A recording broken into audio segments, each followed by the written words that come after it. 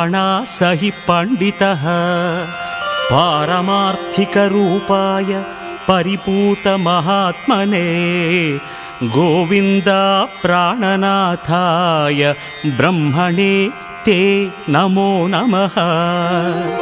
नमः कल्याणकारुण्यगुणसंवर्धितात्मने नमः परहितार्थाय ब्रह्मेन्द्राय नमो नमः।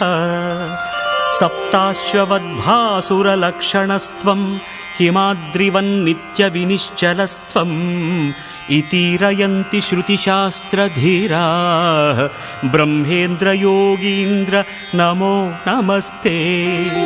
त्वमेव ब्रह्मेश मुकुन्दरूपकः त्वमेव सर्गप्रतिसर्गमूलकः त्वमेव निर्वाणपथप्रवक्ते त्येवं स्तुवन्ति वरवीरगुरो।